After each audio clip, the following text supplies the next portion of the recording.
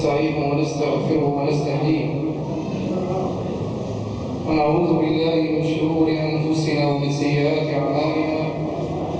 من يهده الله فلا مضل له ومن يضلل فلا هادي له، وأشهد أن لا إله إلا الله وحده لا شريك له، وأشهد أن محمدا عبده ورسوله. يا أيها الذين آمنوا اتقوا الله حق تقاته ولا تموتن إلا وأنتم مسلمون. يا أيها الناس اتقوا ربكم الذي خلقكم من نفس واحدة وخلق منها زوجها وبث منهما رجالا كثيرا ونساء، واتقوا الله الذي تساءلون به والأرحام، إن الله كان عليكم رقيبا. يا أيها الذين آمنوا اتقوا الله وقولوا قولا سديدا يصلح لكم أعمالكم ويغفر لكم ذنوبكم، ومن يطع الله ورسوله فقد فاز فوزا عظيما. أما بعد، فإن أصدق الحديث كتاب الله، وخير الهدي هدي محمد صلى الله عليه وسلم، وشر الأمور محدثاتها، وكل محدثة بدعة، وكل بدعة ضلالة، وكل ضلالة في النار. وما قل وكفى خير مما كثر وألهى، وإنما توعدون لآت وما أنتم بمعجزين. ثم أما بعد، أيها الإخوة الكرام، ربنا سبحانه وتعالى خلق الخلق وكتب عليهم الفناء، فكل نفس تموت غير ذي العزة والجبروت سبحانه وتعالى كتب عليكم الفناء وكتب لنفسه البقاء. فهذه الدنيا ملعون ما فيها. واستثنى النبي عليه الصلاة والسلام ثم قال: إلا ذكر الله أو ما والاه أو عالم ومتعلم. وكان يقرأ الشيخ فيقول: كلا إذا بلغت التراقي وقيل من تنبيه أن الله سبحانه وتعالى ينبهك أنك ميت، وأنك تارك هذه الدنيا، لأن النبي عليه الصلاة والسلام وهو منهود هو البشير النذير صلى الله عليه وسلم، هو السراج المنير صلى الله عليه وسلم، هو رحمة ربنا إلى العالمين صلى الله عليه وسلم. قال له ربنا: إنك ميت وإنهم ميتون. بل قالها صراحة: وما جعلنا لبشر من قبلك الخلد أفإن مت فهم الخالدون. فأنت ميت.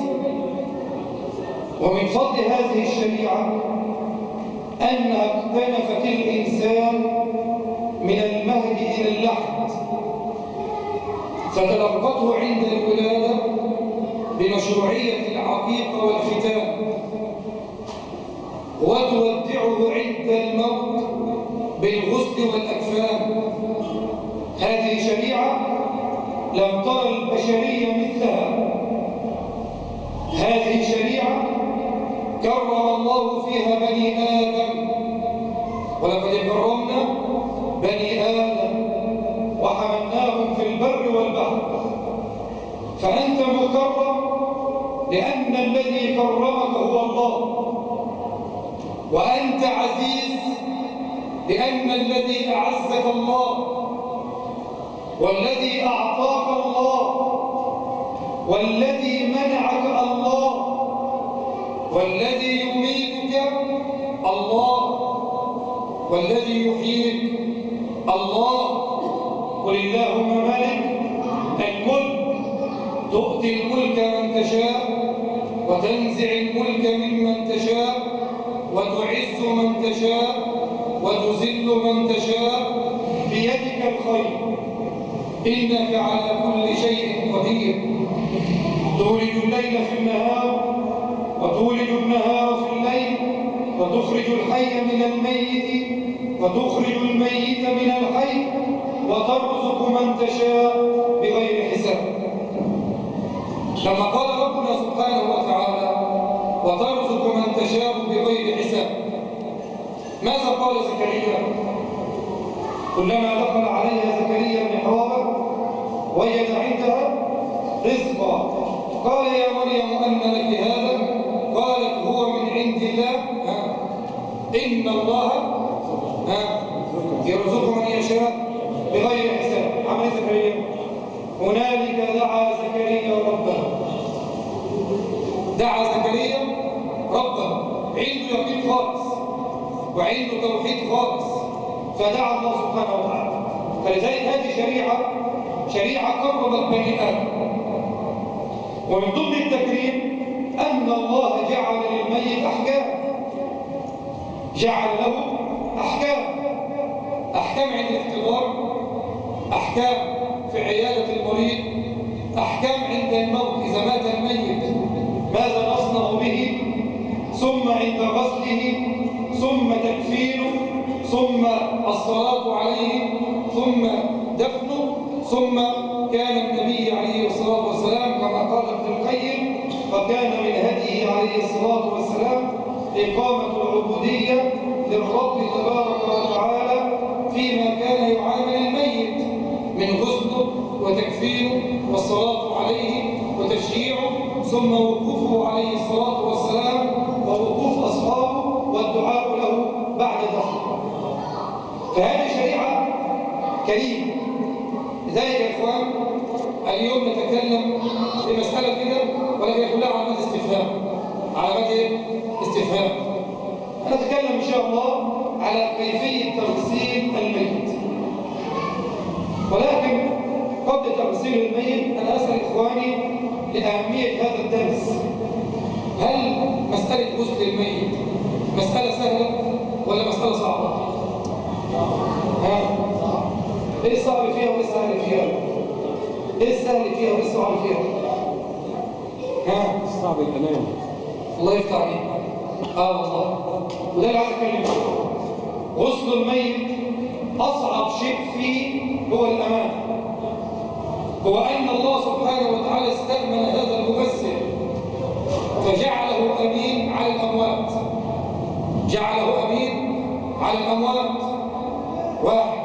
اثنين، لثقة أهل الميت بالمغسل. أنا ما جئت به إلا لثقتي فيه، جئت أغسل أبويا أو أخويا أو عمي أو خالي أو أمي أو أختي. لماذا؟ لثقتي في هذا المغسل. توسمت في الدين والصلاة. فأصعب شيء فيه اللي هو ده، يغسل ثم يخرج ويحدث الناس ويقول أن هذا الميت أسود الوجه أبيض الوجه ويتكلم في أمور ما أنزل الله بها من سلطان، ولا يوجد دليل شرعي على سوء الخاتمة. لا يوجد دليل شرعي. هذه كلها أمور فيها تألي على الله سبحانه وتعالى. فيخرج المغسل ويتكلم ويقول أن هذا الميت سوء خاتمة، اسود وجهه، ريحه ناتف. هذا كله كلام لا يرضي الله، كلام لا يرضي الله سبحانه وتعالى. قال ابن عمر فليغسل موتاكم المأمونين، فليغسل موتاكم المأمونين. وقال النبي عليه الصلاة والسلام والحديث ضعيف، الحديث ضعيف، قال اذكروا محاسن موتاكم وكفوا عن مساويهم. وقال في صحيح البخاري لا تسبوا الأموات فقد أفضوا إلى ما قدموا. اوعى تتكلم عن الميت، اوعى تتحدث عن الميت، وش أبيض وش أسود، أصله بيضحك أصله ما بيضحكش. هذا الكلام لا يرضي الله ولا يرضي أحد. فغسل الميت أمان، غسل الميت أمان. اثنين، المغسل كما قال الشيخ الألباني قال له أجر عظيم، وقال ابن حجر له الجنة، بس شرط، أول شرط أن يبتغي بهذا العمل وجه من؟ وجه الله، إنما نطعمكم لوجه الله لا نريد منكم جزاء ولا شكور. الشرط الثاني ألا يأخذ عليه مال.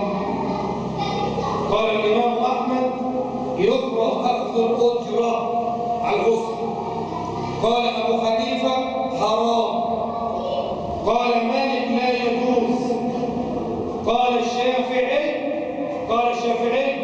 يحرم. مفيش حد قال أخذ المال خالص. أحمد قال يكره، مالك قال حرام، الشافعي قال حرام، قال أبو حنيفة لا يجوز. قال ابن حجر ومن أخذ مال على الغسل أخذ أجره في الدنيا. كان فين؟ في الدنيا. وأنا أسأل أخوان سؤال، النهارده اللي بيغسل ميت مين هو؟ مين هو يا شيخ؟ راجل حنوتي. راجل ايه؟ حنوتي. اللي بيغسل ميت النهارده ايه؟ بيهتم على قدر الأجرة. فإذا أخذ المال، نعم يا محمد،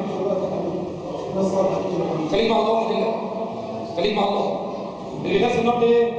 حنوتي، وعامل مكتب كده ويرش الصبح ميه ويقول لك يا رب ارزقها من عندك، ويهتم على قدر الأجرة. فإذا أخذ المال فرح، يا وشه منور قد كده، رجل أو امرأة. وإذ لم يأخذ المال تجد وجهه مسودا وهو كظيم، ويهتم على قدر الأجرة. النهارده الحنوتي المدخن ما بيصليش، حليم، لا يخشى في الله لومة لائم. النهارده المسجد المستشفيات النهارده ايه؟ مسجد ثلاجات، موظفين، راجل موظف واسمه امين ثلاجه وحنوتي، وخش حسب الحاله. داخل الميت غني والعمليه معاه كويسه، تبي يعمل ايه؟ الميت يعني في حالات الفقير. عشان كده كنا قاعدين حتى نعلم ونقول ان هذه امانه، وربنا يكون وادوا الامانه الى اهلها. طيب، غسل الميت فرض كفايه، اذا قام به البعض سقط عن الاخرين، اي سقط الاثم عن الاخرين. غسل الميت النهارده فرض كفايه ولا فرض عين؟ النهارده فرض ايه؟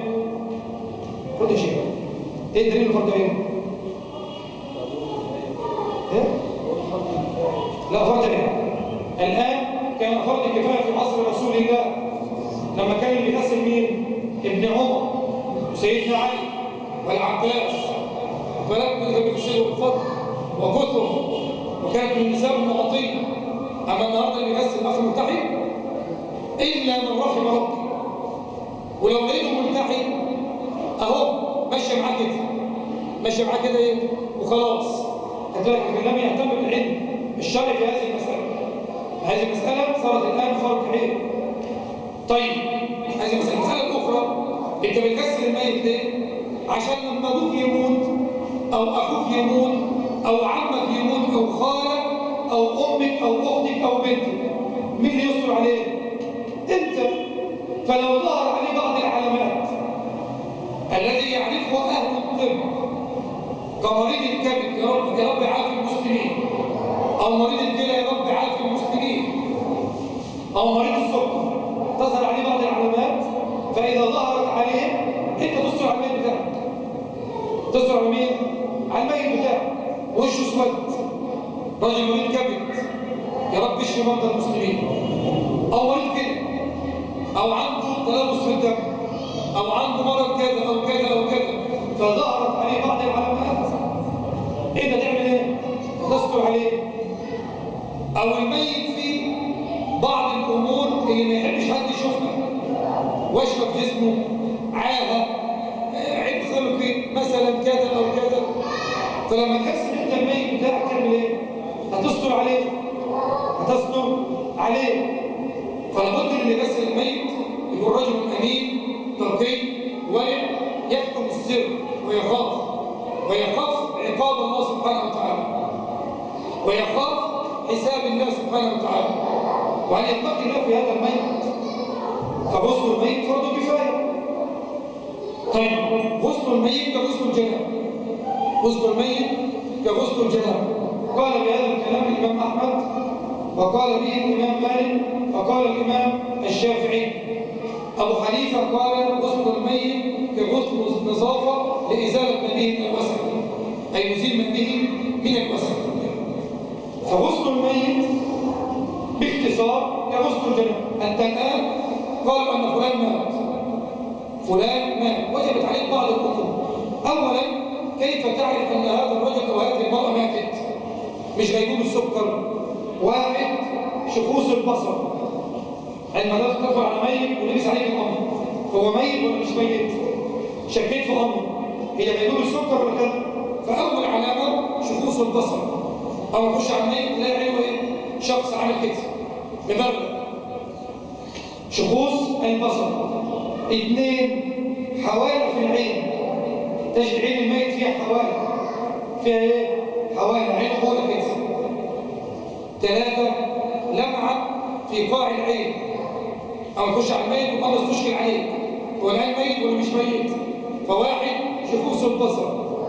ودليل ذلك حديث أم سلمة لما دخل النبي عليه الصلاة والسلام فأغمض عينيه وقال إن الروح إذا خرجت تبع ايه؟ تبع البصر، فشخوص البصر. ثم حوالة في العين، هذه الحوالة تنزل بسبب رؤية الميت، رؤية ملك الموت. عندما يجد ملك الموت فيحصل عنه ايه؟ فيحصل عنه صدمة، هذه الصدمة تعمل حوالة في العين. ثم لمعة بسيطة. ثلاثة ميل في الأنف، تلاقي الميت اللي بيخش عليه أنفه دي أرنبة الأنف ميل يا إما يمين كده أو شمال. هذا الكلام عن رجل أو امرأة، رجل أو امرأة. طيب ثم ريم من البق، يخرج من الميت ايه؟ ريم من الحنك. ثم فكه، الفك بتاع العصب بتاع الفك بتاع البق، فحنكه يفك يسيب، تلاقوا عمل كده كده. ليه؟ عندما خرجت الروح مفيش كنترول ماسك الحنك، فيبتدي يعمل ايه؟ بقه يسيب. طب استشكل عليه الامر، استشكل عليه الامر. قالوا ثم عرق الموت، الميت عندما يموت يعرق عرق النزع. عندما يجد من ملك الموت فيعمل الميت فيعرق العرق، يخرج منه ريح نتن، هو عرق الموت. دي تحت باطه وبين في مرغاب من الميت، تحت الباط، تحت الرجلين إذا كانت مرأة، تحت ثديها، تحت بطنها، بين الأذن، فيخرج منه ايه؟ عرق، يخرج منه عرق. التفاف الساقين لأرشح بشوية، والتف الساق بالساق. كيف تلتف الساق؟ كثير من إخواننا يظن أن الساق تحت الساق، وهذا خطأ. مش رجله فوق رجله، لا، بص على رجله تحت كده كده اهو، ادي صابع وعمل ايه صابع، مش رجله فوق رجله كده، هذا خطأ. كيف تلتف الساق؟ من شدة النزع صوابع الميت تبقى قدام كده، الأربعة اللي قدام، وصبعه الكبير عامل كده، فتلاقي رجل الميت عامله كده. لذلك لما عينه ما تقفلش وانت بتغسله، عين الميت ما بتقفلش. فقال سفيان الثوري وقال أبي عايش محمد النبنوري شد صابع عينه الكبير لأنه مربوط بالعصب بتاع العين، فعينه تعمل ايه؟ تنغلق بالعين، عينه تقفل. فكيف تلتف الساق كده اهو، خش على الميت كده عامل ازاي؟ عامله كده للميت. ماشي يا اخوانا؟ طيب دخلت لقيت العلامات دي، يقول اهل العلم فاذا مات الميت غمضت عيناه وشد لحياه ووضع على بطنه مرآة. فاول حاجه بنعملها بنغمض عينه نقول بسم الله وعلى مله رسول الله، او بسم الله وعلى سنه رسول الله، او بسم الله وعلى وفاه رسول الله. 3 كلمات، اما بسم الله وعلى سنه رسول الله، او بسم الله وعلى مله رسول الله، او بسم الله وعلى وفاه رسول الله. وبعدين جايب ايه؟ حته قماشه وتقفل الحنك، في لغتنا عند مصر هنا، أهل مصر يقول لك لتم الميت. تعمل إيه؟ تلتم الحنك، فتقفل حنك الميت، تقفل عينيه، تقفل بقه. اوعى تحط على بطن الميت حاجة، اوعى تحط على بطن الميت ثقل من حديد أو نص كيلو عشان بطنه تنتفخ. هذا كلام خطأ قاله أهل العلم، بس قالوه إمتى؟ كان في العصر الأول عندما كان الفقهاء فقراء. الآن الحمد لله عندنا إيه؟ عندنا مراوح وتكييفات وعندنا مراكب وعندنا، فالأمر ما فيهوش إيه؟ تفاعل مع الأرض، فما تحطش. هذا الأمر الأول. الأمر الثاني، وضع ثقل على بطن الميت هيعمل علامة، فلما يجي مفتش الصحة حتى يخرج تسريح الدفن فيجد في بطن الميت علامة فيشتبه فيما يقول أن به شبهة جنائية. في إيه؟ شبهة جنائية، فيخلي بالك اوعى تحط على بطنه شيء. عملنا الكلام ده كله، اوعى تحط بطن الميت كده، هذا خطأ. لما تحط الميت كده بعد ساعتين الميت تخشى وتصلب، فتيجي تحط الميت ما تتفكش. فلما سئل الشيخ ابن جبريل أين توضع يد الميت؟ فقال توضع جنب الميت. توضع فين؟ جنبه، كما في الممنوع والجائز من أحكام الجنائز. فنحط الميت فين؟ جنبه ونربط رجليه. جه تسريح الدفن هنغسل، ما جاش تسريح الدفن اوعى تغسل الميت، ما تغسلوش. لما يجي ايه؟ تسريح الدفن. جه تسريح الدفن خلاص واطمئنيت، هتبتدي تغسل الميت. أول حاجة تعملها هتحضر دكة الغسل أو خشبة الغسل تحطها. أين توضع خشبة الغسل؟ توضع على القبلة. كيف توضع؟ رأس الميت يمين ورجله شمال. اوعى تحط رجل الميت في القبلة، هذا خطأ. حط رأس الميت كده ورجله كده والقبلة هي رأسه يمين ورجله شمال. توضع الخشبة. كم رجل يقف على الرجل وكم امرأة تقف على المرأة؟ العدد مفتوح لغاية 6. العدد مفتوح لغاية كام؟ 6، لأن الذي فسر رسول الله كام؟ 6. سيدنا علي وسيدنا الفضل وسيدنا القطب وسيدنا شكران وسيدنا أسامة بن زيد وسيدنا العباس اللي غسلوا النبي 6. يبقى العدد مفتوح لغاية كام؟ لغاية 6. من أهل الصلاح، من أهل الطهر. أولى الناس يغسلوا الميت مين؟ أهل. أولى الناس يغسلوا الميت أهله. أهل. طيب حطينا الخشبة. طيب لو الراجل مات مراته تغسله، ولو امرأة ماتت جوزها يغسلها؟ لو الراجل مات مراته تعمل ايه؟ زوجته تغسله، ولو المرأة ماتت زوجها يغسلها. بس لما تقف المرأة تغسل زوجها، من يقف معها من الرجال؟ إذا الآن أنا مت وزوجتي هتغسلني، مين اللي يقف مع زوجتي وهي بتغسلني؟ مين من الرجال؟ من الرجال إخوتها. من الرجال مين؟ إخوتها مش إخواتي. إذا أنا مت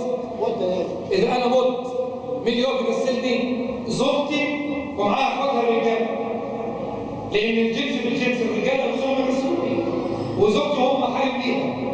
إذا هي ماتت وأنا دخلت أغسلها، من يقف معي من النساء؟ إخواتها مش إخواتها هي. إخواتها أنا مش إخواتها هي.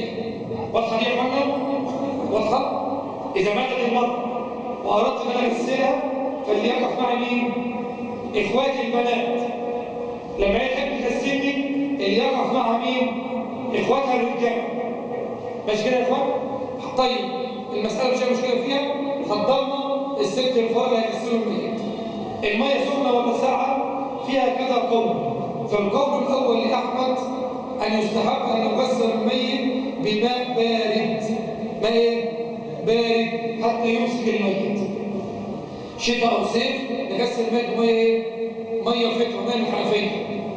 الإمام أبو حنيفة الله يرضى عليه قال ويغسل الميت بماء ساخن. ليه؟ قال حتى يرخيه، فيساعد على إيه؟ إن الميت يجيب تاني. مية سخنة ومية ساقعة. الإمام أحمد يرى إن المية مية إيه؟ باردة حتى تمسك الميت. الإمام أبو حنيفة يرى إن المية إيه؟ سخنة حتى ترخيه. الإمام مالك قال لي شوف، في الشتاء بيحب المية، في الشتاء مية سخنة والصيف مية ساقعة. الإمام الشافعي قال نسأل أهل الميت هو بيحب إيه يا إخوانا؟ هل بيحبوا ميه سخنه؟ حطوا ميه سخنه. ميه ساقعه ميه ساقعه، يعني فيها كم قول؟ 4. يعني حط ميه سخنه ولا ميه ساقعه؟ ها؟ الموضوع فيه ايه؟ لا الموضوع فيه ايه؟ سعه. فيه ايه؟ سعه، مفيش خلاف عند الميت. مفيش خلاف فين؟ والخروج من الخلاف مستحب. حطينا ميه سخنه، ميه ساقعه، المساله فيها سعه. واضح دي يا اخوانا؟ عشان ما يحصلش خلاف ويحصل كده عايز يعمل ايه؟ ميه سخنه، ميه ساقعه، ميه كذا، ويحصل خلاف. والنبي عليه الصلاه والسلام يقول: اصنعوا لآل جعفر الطعام آتاهم ما يشغلهم. فأمر سيدنا يعمل لها الميت ايه؟ أكل. أما كتير من إخواننا وده سبب كل ايه؟ قلة فقه المغسل، قلة عدم أدب المغسل، قلة عدم ورع المغسل، قلة عدم إدراك المهمة. خش المغسل مش فاهم، سخنة ساعة فيحصل فين؟ يحصل خلاف. فالمية فيها سعة. حضرنا المية وحضرنا اللي يغسلوا الميت. حضرنا اللي يغسلوا الميت. أحط إيدي في المية وعيساها ولا أحطش إيدي؟ كان أبويا وأبوك زمان يقول لك اوعى تحط إيدك فين؟ في المية. صح؟ ليه؟ يقول لك أصل المية طاهرة. لو حطيت إيدك فيها تنجسها. هذا كلام خطأ. حط إيدك في المية ومفيش أي مشكلة في كده. وعس المية لو المية سخنة. حضرنا المية، هبدأ أول شيء أعمله، أول شيء أحضر جنب مني كيس أسود، شنطة. ليه؟ عشان اللي خارج من الميت أحطه فين؟ في هذه الشنطة، عشان أنت خدام عند أهل الميت لله. أنت خدام عندهم مين؟ لله. حط جنبك شنطة عشان الخارج تحطه فيه من قيح وصديد ودم ومراس، عشان كده بتكمل ترميه فين؟ ترميه في مكان وانت ماشي. ما تسيبش اهل الميت اذى. حضرنا الشنطه، حضرنا القط، حضرنا الكفن، السدر، الكافور، المسك، الحنوط. هبتدي اشرح فين؟ في تغسيل الميت. في تغسيل الميت. اول حاجه بعملها ببتدي اقلع الميت هدومه. اقلع الميت هدومه، اقلع الميت وابتدي استر الميت ما بين الركبه والسره. اما المراه تستر المراه جسمها كله. الراجل عملته منين؟ من السره الى الركبه. اما المراه تستر من اول هنا لغايه فين؟ لغايه رجليها، لان المراه لها ثدي ولها جسم، وجسم المراه كله عظم. حطينا على الميت صدره، هبتدي البس القفازين الجويد. قال ابن القيم: وانه لا يجوز مس جسد الميت الا بحائل، اي جسد الميت كله صار عظم. لبسنا القفازين الجويد، هبتدي اول حاجه انجي الميت. انجي ايه؟ انحنحه. بس اوعى تقول له اح تبتدي تعمله، لا. تنجيه يعني ايه؟ يعني تضغط على بطن الميت ضغط بسيط وبرفق. يقول النبي عليه الصلاه والسلام: يعصر بطن الميت الا المراه الحبلى. بطن الميت تعمل ايه؟ تعصر بطن الميت الا مين؟ المراه الحبلى بس. اللي بطنها بص على بطنها. ليه؟ حتى لا يموت الجنين. حتى لا يموت مين؟ الجنين. فنأتي بالطبيب يقول ان فيها الولد اللي في بطنها حي او ميت. عصرنا بطن الميت كده، بسم الله بسم الله بسم الله. أقعد الميت ولا ما أقعدوش؟ أقعده ولا ما أقعدوش؟ لا، هذا كلام خطأ. هذا كلام إيه؟ خطأ. لأن فيها كذا قول. فمن العلماء من قال يجلس جلسة بين جلسة خفيفة بين بس الكلام ده في ميت إيه؟ ميت رفيع زي حالتي. ميت سليم بس يكون رفيع، ده نعمل فيه إيه؟ يجلس جلسة بسيطة. لكن لو الميت بيتشرح او الميت عنده فداء في السره، او مريض كبد، او مريض كلى، او بني ادم سمين شويه، ده ما يقعدش. لان لو قعدته فيها صعوبه، وكسر عظم الميت ككسر عظم الحي. فالمساله فيها كذا قول. فقعده ولا ما قعدوش، المساله فيها سعه حسب ما يرى المغسل. حسب ما يرى المغسل. تصنع على بطن الميت واجيب القطه كمان وابتدي اعمل ايه؟ انجي الميت. اعصر الذكر اذا كان رجل، اعصر الذكر. واذا كانت امراه مش بنت، المغسله بتلف على ايديها فوق حتى تزيل الخارج. اما اذا كانت بنت، اي بنت بنوت يعني، لا تقترب المغسلة من فرجها أبدا خالص. واضح يا إخوانا؟ عشان كتير من المغسلات بتخطئ في هذه المسألة، فتقرب إيديها فيحصل إن غشاء البقارة يعمل إيه؟ ينفتح، وهذه مصيبة. هذه إيه؟ مصيبة. لو كانت امرأة المغسلة بقى بنقول إيه؟ بتحط إيديها حتى تزيل من المبايض ومن التكايس ومن الرحم ما هو مستعد أن يخرج. إذا كانت بنت ما بتقربش من فرجها خالص. نجينا الميت وعصرنا الذكر. ليه عصرنا الذكر؟ لأن ابن سيرين يقول أن كل ميت جنب. كل ميت عندما يموت يخرج منه البني والبول والبراز، فيبقى فين؟ في حالة الذكر. فلابد أن يعصر المغسل حتى لا ينزل ذلك فين؟ لا ينزل ذلك في الكفن. عصرنا ثم بدأنا في تنجية الميت. امتى احط ايدي؟ امتى احط ايدي في دبر الميت؟ في بعض الحالات. الحالة الأولى إذا حصل انفجار في المصران، فغسل الميت فحصل عنده فين؟ انفجار في المصران، يعني الدبر عنده فتحت. حصل عنده من شدة نزع ملك الموت فحصل عنده انقباض في الدبر. انقباض فين؟ في الدبر. فلما جه المغسل يغسل وابتدى ينيم الميت الدبر فتحت. الدبر عملت ازاي؟ فابتدى الميت يشتغل يجيب. هنا لازم نحط ايه؟ قال احمد وان لم يتوقف النازل يخشى الميت.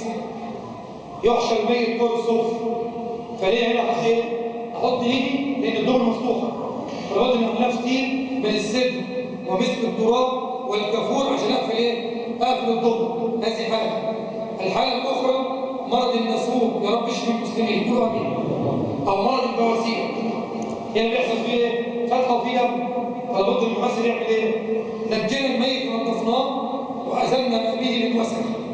كتير من اخواننا اول ما الميت يجي ويخرج منه القيع والسديد والبراز والدم يبتدي يعمل المغسل ايه؟ يبتدي يعمل كده. كده دي مش عايزينها. خد بالك كده دي مش عايزينها. انت خدام لمين؟ ها؟ لله. وجاي لمين؟ لله. وبتعمل عمل ده لمين؟ قال رسول الله صلى الله عليه وسلم من غسل ميتا فكتم عليه غفر الله له 40 مرة. وفي لفظ عند الإمام مسلم 40 كبيرة من الكبائر. ومن ألبسه الكفن ألبسه الله من السندس والاستبرق. ومن حفر له القبر فأجنه فيه أي دفنه في القبر أجري له المسكن اسكنه إياه إلى يوم القيامة. قال رسول الله صلى الله عليه وسلم من غسل مسلما فأدى فيه الأمانة خرج من ذنوبه كيوم ولدته أمه. قال رسول الله صلى الله عليه وسلم من غسل مسلما ستره الله في الدنيا والآخرة. فأنت بتعمل عمل شريف. بتعمل عمل إيه؟ شريف. وأنت بتغسل ده وهتعمل كده أو تعمل كده. لا مش عايزين دي. عايز تغسل الميت وأنت إيه؟ وأنت فرحان. وأنت بتعمل عمل بشرف. إن أنت بتكرم مين؟ بتكرم إنسان لمين؟ لله. نجينا الميت نظفناه هوضي الميت وضوء الصلاة. هوضي الميت وضوء إيه؟ في الصلاة. أبدأ بإيده ثم أجي عند الحلق وأعصر القطن جامد. واوعى تدخل ميه في بق مين؟ في بق الميت. اوعى تخش ميه في بقه. قال الامام احمد ونخشى من نزول الماء ان يحرك الساكن فيفسد المسام. ميه لما تنزل تعمل ايه؟ تفسد المسام. قال ابن القيم ونخشى من نزول الماء ان يحرك الساكن فيفسد الكبد والطحال. يبقى اوعى تخلي بقى تنزل فين؟ في بق الميت. وضينا الميت وعصرنا نيجي عند مناخيره 3 وشه انطر الميه كده واعمل وشه 3 ايده اليمين 3 ايده الشمال 3 ثم رجله اليمين 3 رجله الشمال 3 كده. وضيت مين؟ وضيت الميت وضوء الميت. الدليل قول النبي عليه الصلاه والسلام لأم عطيه وبدأنا بالميامن ومواضع الوضوء منها. يبقى دي اول دليل الوضوء. ثم ابدا باول حاجه بالشق الايمن من الامام. ميه صفرا ماء قارح لا فيه صابون ولا في سد ولا في اي حاجه. اول مره بماء قارع، تاخد الشق الايمن من الامام، الشق الايمن من الخلف، الشق الايسر من الامام، الشق الايسر منين؟ من الخلف. اعمم الجسم كله بالماء. كده كم مره؟ كده كم مره؟ كده مره واحده. تعميم الجسد بالماء. المره الثانيه بماء وسد. بماء وايه؟ ده السنه. قال رسول الله صلى الله عليه وسلم في حديث ام عطيه: اغسلناها بماء وسد. وقال في الذي وكسرته الناقه فوقع من فوق الجمل فالارض انكسرت، قال اغسلوه بماء وسد. فالسنه بيكسر البيت بسد. بجيب السد، مفيش سد. قال الله تعالى: واتقوا الله ما استطعتم. اجيب صابون، اجيب شامبو، اجيب شاور، مفيش اي مشكله.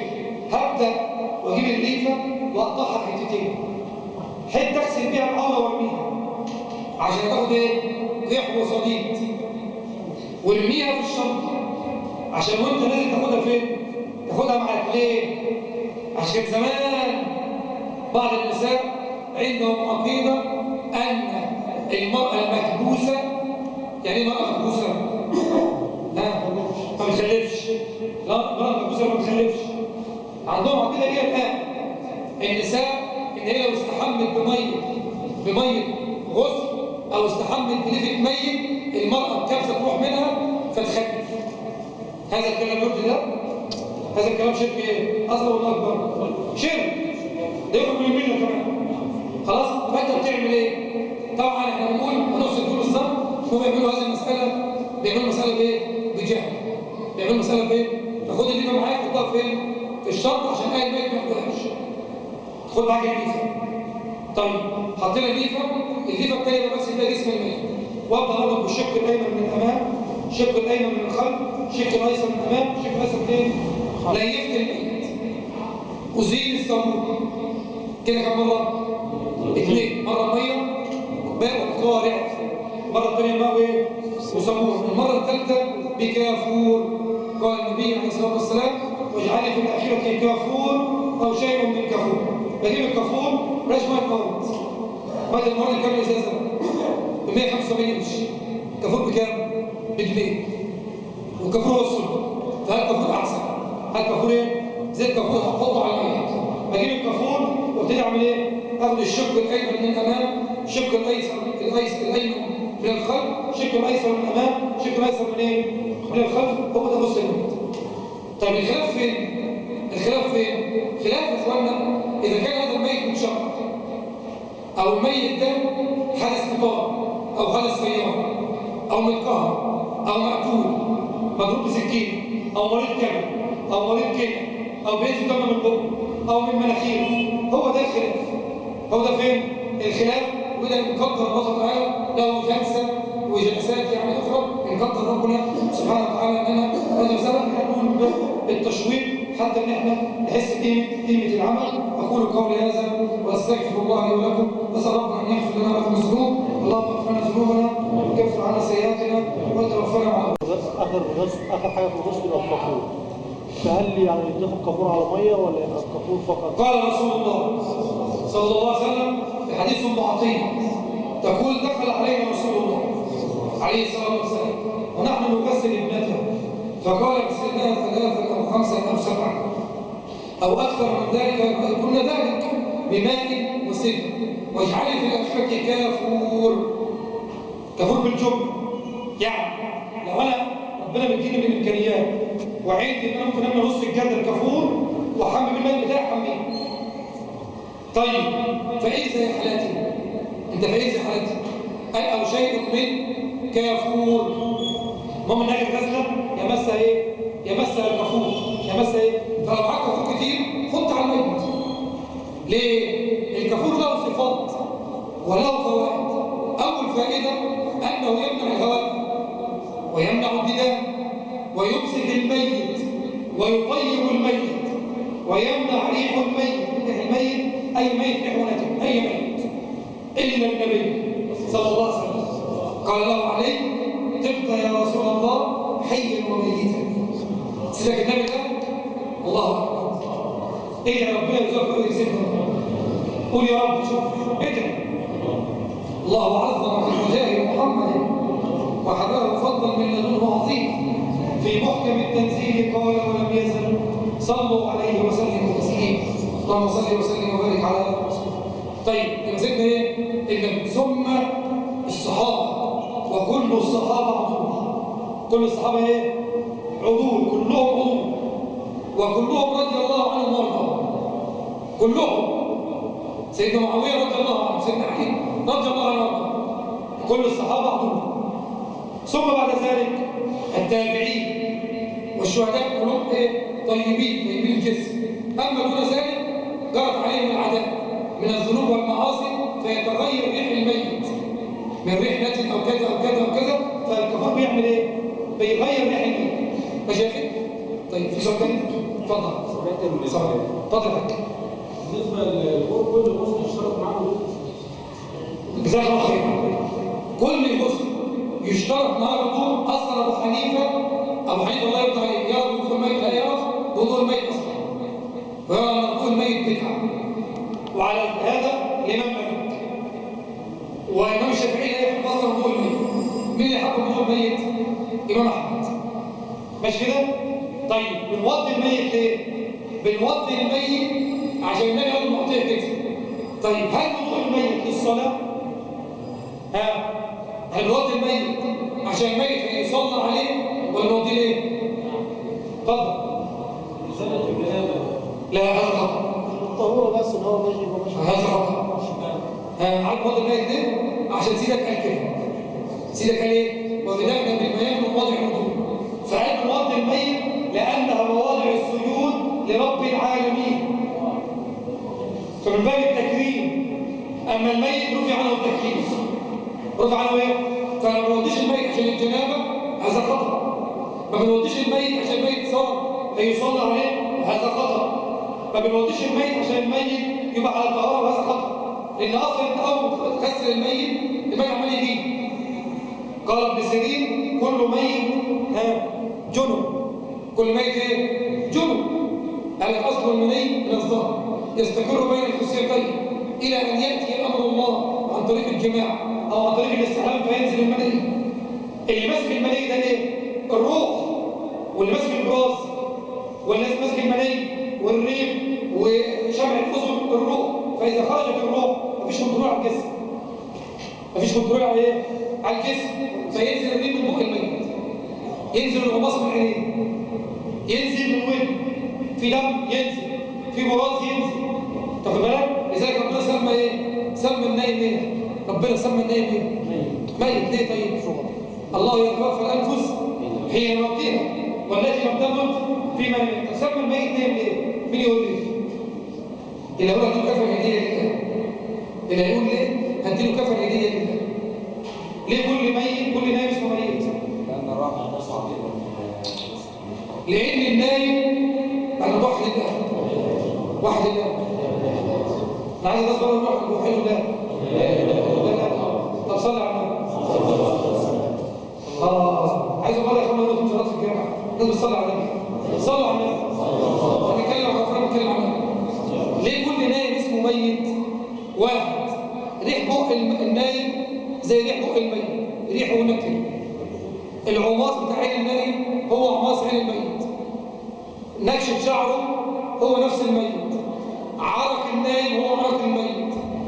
حال النايم هو حال الميت. زي سمي يكون نايم ايه؟ ميت. واضح يا فندم؟ بس الموضوع اصلا مختلف فيه. اتفضل يا شيخ. هناك من العادات ان مردود في الماء عشان تغسل بكرة، هل هذا يجوز؟ مش فاكرين الموضوع بيبانش يعني تدخل الميه للناس اللي هيغسلوا جوه بكر لازم تكون بكر، هل هذا يجوز؟ حلو. واحد بعض اخواننا كرة الصعيد وكرة الفلاحين اللي سخن ميه الميت بنت بنوت. انا بحبه البلدي عشان نفهم ليه؟ عشان ده اللغه الدارجه اللي فعلا خاطر دلوقتي. ان اللي فعلا خش يا بنت يجيبوا كده خش يا بنت هتدي الميه. ما تشيلهاش واحده متجوزه. ليه؟ يقول لك عشان خلاص لو شريتها واحده متجوزه تبقى الميه نكسه. زي موضوع الكفن. اوعي يا بنت تخدي الكفن وتخدوا بنت بنوت وما تعمليش الكفن عشان لو قعدت الورده يقع يوقد الميت في نار جهنم. هذا كله كلام ما انزل الله به من سلطان. فاللي يشيل الميت بكر ست راجل عيل اصلا المجنون يغسل الميت. المجنون يغسل ايه؟ اذا مجنون غسل الميت على الوجه الافضل مش هي مشكله فيه. بس الاصح يكون طاهر يعني. جدع. هل اللي يغسل الميت لابد انه يكون طاهر؟ المفروض يكون طاهر. مش المفروض مين اللي فرض؟ مين اللي فرض؟ ده المرأة الحائض تغسل الميت وهي عليها دم الحيض. مين اللي فرض الكلام ده؟ زي اخواننا برضه من العادات، ودي عند اخواننا يقول لك اول ما يدير الغسل اخواننا كله يتوضا، كله يتوضا. هذا خطأ. هذا ايه؟ خطأ. مفيش سنة يا اخواننا تتبع في الموت. كل يغتسل. كده. انا بتكلم على قبل الغسل. بعد الغسل ولا موضوع تاني؟ بعد الغسل موضوع ايه؟ موضوع تاني. لكن المرأة الحائض تغسل الميت مفيش مشكلة في كده. مفيش دليل ان المرأة الحائض ما تغسلش او اللي يغسل يكون ضرها مش عطوها. هذا الكلام كلام خطأ. ماشي يا اخوانا؟ طيب سؤال تاني؟ جزاك الله خير. المغسل بعد الغسل يغتسل ولا لا يغتسل؟ فيها حديث ونسخ. قال رسول الله صلى الله عليه وسلم: من غسل ميتا فليغتسل ومن حمله فليتوضا. هذا الحديث نسخه حديث النبي عليه الصلاه والسلام: ليس عليكم في غسل ميتكم من غسل، ان ميتكم ليس بنجس، كفاكم ان تغسلوا ايديكم. فالجمهور على ان الذي غسل الميت يتوضا بس. يعمل ايه؟ يتوضا. طب ليه يتوضا؟ يتوضا لان هو اولى الناس بان ياخذ الاجر كامل. الان انا مغسل اموات، غسلت الميت فتساهلت في عدم الوضوء. تساهلت فين؟ في عدم الوضوء. فشلنا النعش ورحنا للمسجد.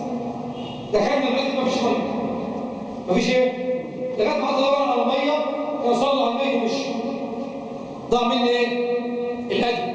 فبقول لا، ما نغسل يعمل ايه؟ كفايه من تغسله دي. فيتوضا ليه؟ لان هو فوق غسل.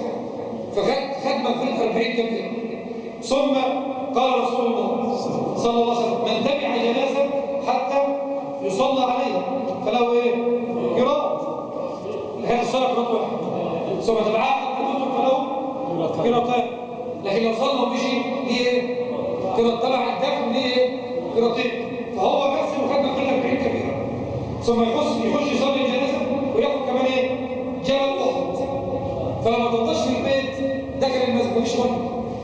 دخل الحمامات والحمامات زحمه. الشيخ صلى وخلص والاجر ضاع من مين؟ من المغسل. فيعمل ايه يا اخوانا؟ يتوضا. اتفضل. صفه كفن المراه وطريقه تكفينها. كفن المراه خمسه. كتير من اخواننا الحريم اخواتنا وكتير من اخواننا الرجاله لما يموت ميت امراه فيقول والله انا غسلها كفنها ب7 او ب5 فجيب 5 استدراج او 7 استدراج. كفن المراه ورد في حديث ام عطيه. مين؟ حديث ام عطيه تقول: دخل عليه رسول الله عليه الصلاه والسلام ونحن نغسل ابنته. ابنته مين؟ الجمهور على انها زينب. الجمهور على انها ايه؟ زينب. دخل علينا رسول الله ونحن نغسل ابنته فقال: اغسل لها 3 أو 5 أو 7 أو أكثر من ذلك يكون ذلك بماء وسدر، واجعلي في الآخرة كافور أو شيء من كافور. ولما تفرغن آذنني. لما تخلصوا اعملوا ايه؟ اعلموني، اخبروني بأذني ان انتم خلصتوا. فبتقول: فلما فرغنا آذنا النبي قلنا له: يا رسول الله احنا خلصنا. فناولنا حكوة. سيدنا النبي مجد كده عليه الصلاة والسلام. ايه هو الحكوة يا اخوانا؟ الإزار. والحكوة الأولى العظمة دي والعظمة دي.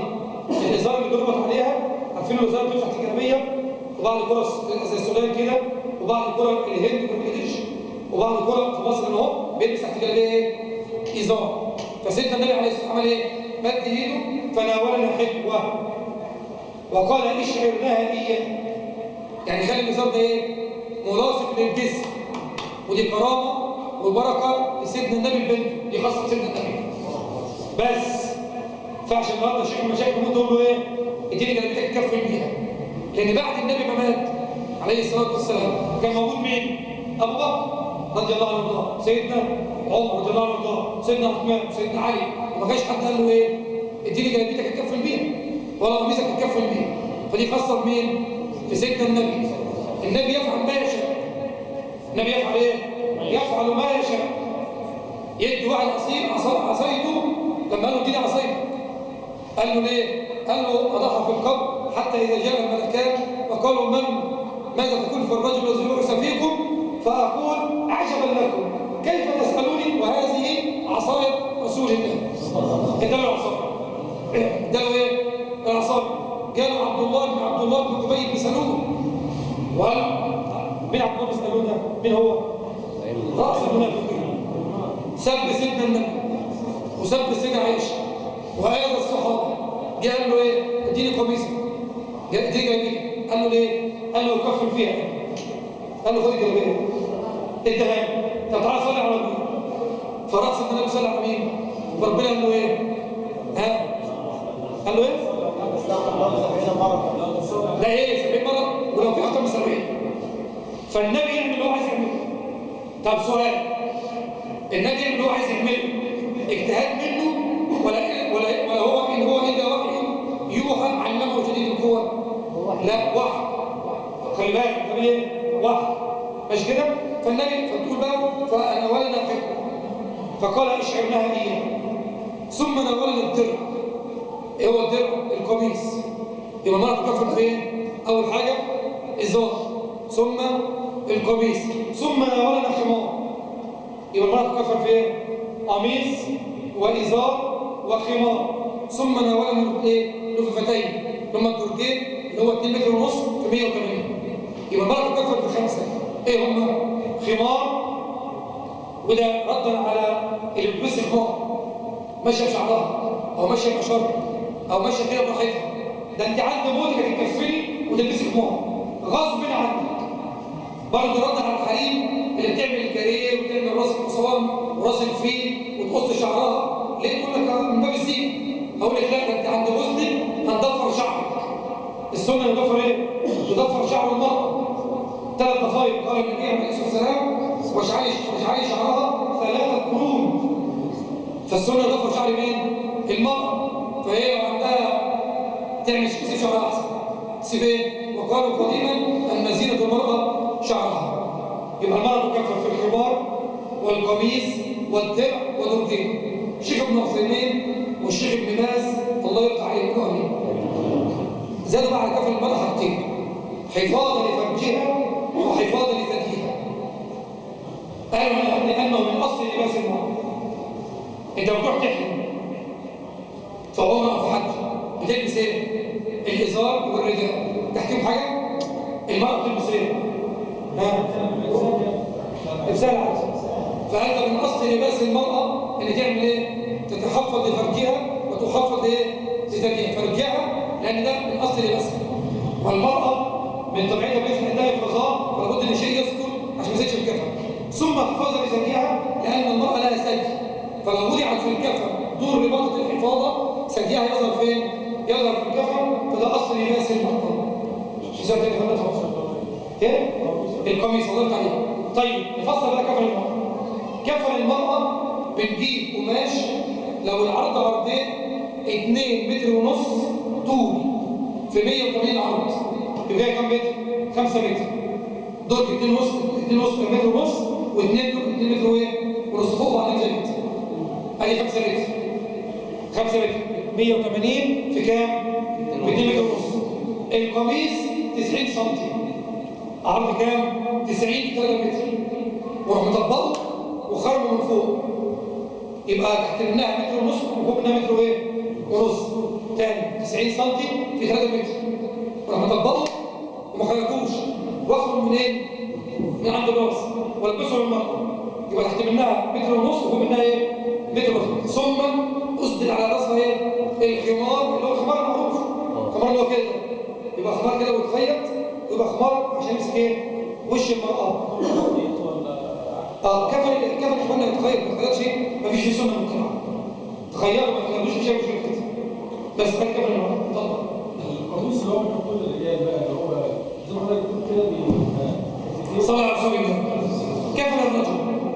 كفن الرجل يا اخوانا 3 ادوار 7 متر ونص لو العرض عرضين. لو العرض 91 سم 15 متر وتقسمهم 2 متر ونص وتخليهم في بعض 2 متر ونص خليهم في بعضيهم يبقى 3 ادراج. تقول امنا عائشه رضي الله عنها كف النبي. ولما اقول لك الحديث ده ما تجيش بكره لما يحصل لك ميت تقول عليا يمين انك تغسله بسبعه، عليا يمين البسه بنطلون وبرنس وحفاضه وملس وشهاده وخرقه وانك اتقي الله. ابوك مش احسن من النبي محمد، امك مش احسن من النبي محمد. خد بالك عشان نفهم بس، النبي محمد عنده حد احسن من بناته فكفى بنته كده. فانت ما تخترعيش لما يموت لك ميت، وانت ما تخترعش لما يموت لك ميت. تقول امنا عائشه كفنا النبي. عايز مين يكفر كده؟ سيدك اهو ربنا يقول لك كان في رسول الله اسوه حسنه. كفنا النبي في 3 لفائف بسحوليه من قرصف ليس فيها قميص ولا عمامه. سحوليه يعني من اليمن. اشمعنى من اليمن؟ بلد مشهوره اسمها سحول، مشهوره بصناعه القطن. صناعه ايه؟ قال انت ما فيهوش، قال من قرصف. قرصف يعني ايه؟ القطن. يبقى الماء بيتكفن في ايه؟ 3 ادراج قطن. بوليستر لا. ليه بوليستر لا؟ عشان بيسخن الميت. فتروح لحد المقابر تعمل ايه؟ كفن كله دم وقيع وصديد. فتعمل ايه؟ تجيب كفن قطن. اوعى تروح عند بتاع القماش تقول دي كفن شرعي. مش هيديك كفن شرعي، هو عايز بيه. فيديك خرقه وملس وشهيه وزديري. لا، عايز تجيب هات انت قماش، انزل الازهر او اشتري قماش او المسجد هنا يعمل اكفان شرعيه قطن. كف النبي في ايه؟ في قطن. يبقى مالك كفن في ايه؟ 3 ادراج قطن. بس في سؤال ثاني. وضع الميت في اتجاه الصحيح ايه او حكم الميت اثناء الاحتضار يوجه القبله، راسه يمين ورجله شمال.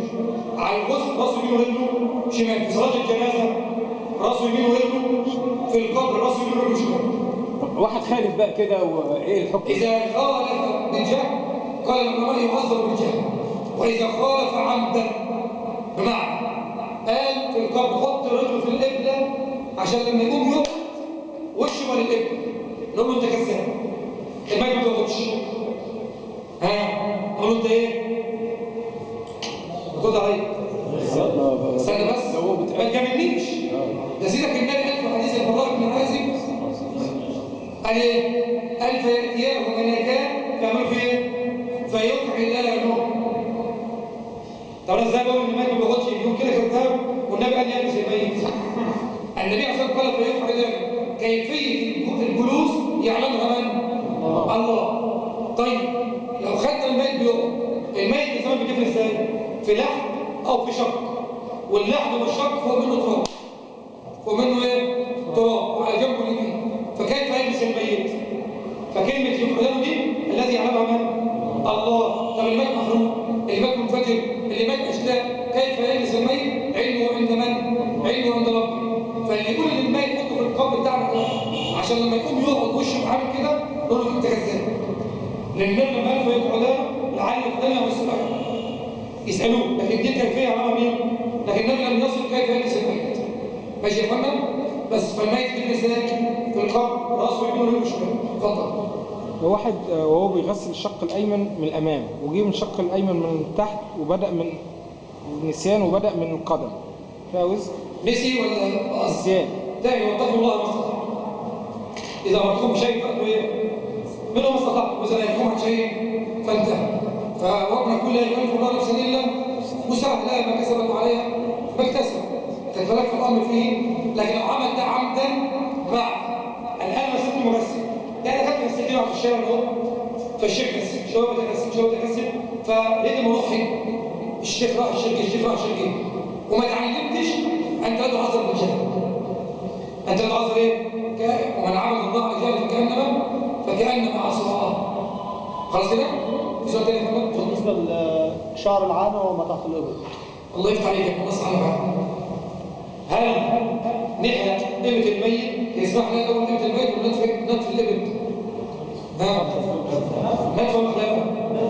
ده ده لا. لا عليك بتكتف لا فين الميت؟ واحد يصحى انا مش بتكلم بس هيتعلم هو فعلا يعمل كده هو شرعا ندخل الابد شكل على الابد وكل اللي ماشي يبوس على الابد هذا خطأ هذا مخالف السنه لو انا بتبع السنه يعني بس انا بتبع السنه في حاجات يعني على هواك اللي يجي على هواك يعمله هذا مخالف للشرع ندخل الابد النبي كان يندخل الابد وجميع الصحابه ها ده السنه اما بحته البوس الكلام ده كله يعني مثلا لو بيدعي ايه نتبع السنه طيب في مذهب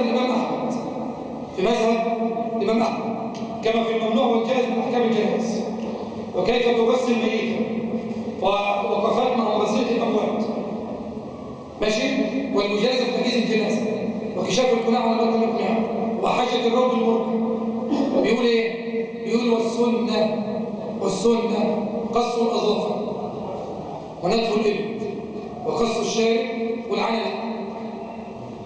للميت ابو حنيفه قال لا واللي ياخد من الميت يقع في اسم تاني المغسل ليه مذهب مغسل الاموات حنبلي ولا حنفي ولا شافعي ولا مالكي ها سمعني حاج الله يفتح عليك مش مثلا بيشوف اللي يمشي مع الميت ويعمله فابو حنيفه قال لا واحمد قال ايه قال اخذ كلام مين ها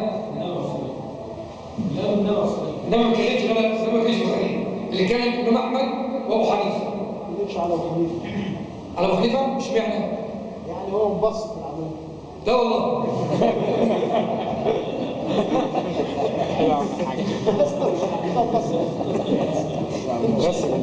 الله يرضى عليك الله يرضى عليك بص يا اخوان مبسط في كل لو فهمنا الكلام اللي انا هقوله ده يا اخوانا اقسم بالله العظيم يطلع بخلاف اقسم بالله اللي انا هقوله ده لو فهمناه هنطلع بخلاف هنرتاح واحد سيدنا ابن مسعود صلى خلف سيدنا عثمان بن عفان في منى واتم سيدنا عثمان الصلاه فصلى 4 فبعض الناس اللي بيحبوا يقولوا الكلام في كل عصر وكل زمان كده ياخد منها يحطه فين فقال سيدنا عبد الله بن مسعود قال له انت ازاي تصلي ورا عثمان 4 مع انك صليت خلف رسول الله فصلى 2 وصليت خلف ابو بكر فصلى 2 وصليت خلف عمر فصلى 2 اشمعنى يعني النبي صلى 2 وابو بكر 2 وعمر 2 وسيدنا عثمان صلى 4 وصليت ورا 4 حديث خلوا مين باللغه بتاعتنا سيدنا مسعود قال لهم ايه قال الخلاف شر خلاف ايه شر وعثمان رجل عالم متأول صلى 4 بس عالم فصلى 4 عليه عشان ما يحصلش خلاف وقال الخلاف شر الامام احمد قال الكلام وابو حنيفه قال الكلام ايه بتاخد بكلام احمد وانت بتاخد بكلام احمد كلام ابو حنيفه يمشي معايا ومعاك ومع الناس اللي قاعدين في المسجد دول لو حد قاعد في المسجد مش هتلاقي ضغط بيه ليه؟ ورجل مصلي فعارف ان السنه ان كل 7 ايام يعمل ايه؟ يقص الاظافر